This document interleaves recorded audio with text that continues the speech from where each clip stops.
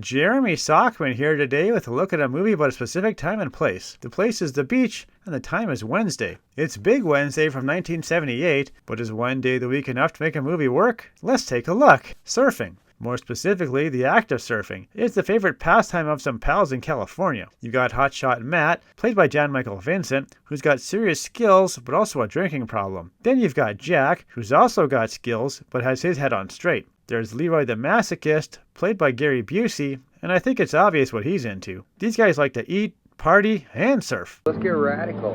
Man Johnson on my board!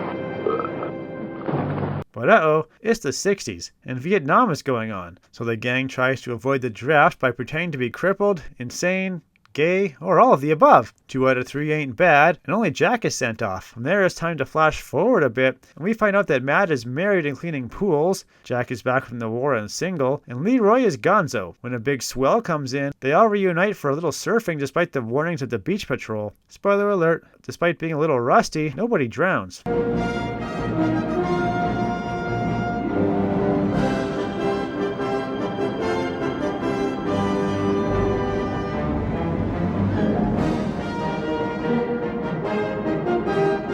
Now, Big Wednesday was a movie from a big man, director John Milius, but it also had some big ideas, specifically about surfing. See, Milius was a surfer, so he had a particular insight that few other non-surfing directors might not have. He knew the truth, that ultimately, surfing is pointless. You see, no matter how good you are for a time, or how famous, people forget. Somebody else comes along and is younger and better. Matt might have been great, but he gets old, and nobody remembers him when he goes to watch a documentary about famous surfers. Then, even at his peak, when he goes to ride the ultimate wave, nobody cares. What's worse, he wipes out, and the new guy Lopez doesn't. He's just a better man.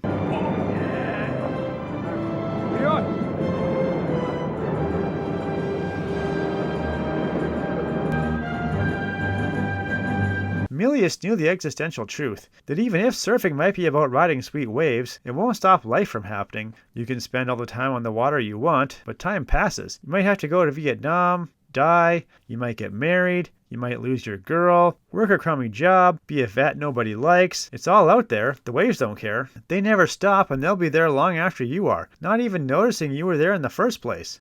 The summers passed with each year. I don't seem to remember them anymore. I remember the fall and the coming of winter.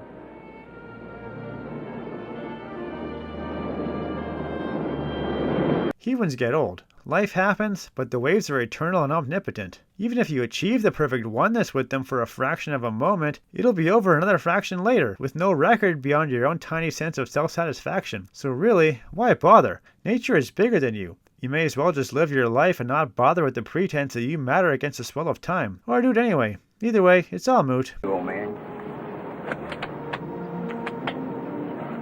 Barlow, catch you later. Leroy. Matt. Take care. Yeah. So in the end, while Big Wednesday might not be the feel-good movie of the season, it did try to warn people against a potentially dangerous activity by showing them that it's no more valid than anything else they could do to avoid the grim onrushing of their own mortality. Whether or not that makes you want to surf yourself is up to you. Me, well, and I'm no fan of being wet, so I'll just take to couch surfing. I'm Jeremy Sockman, giving the bleak look at the pointlessness of surfing that is Big Wednesday my seal of approval. Are you surf, man? Are you a surfer? Oh, no. Not me. I'm just a garbage man.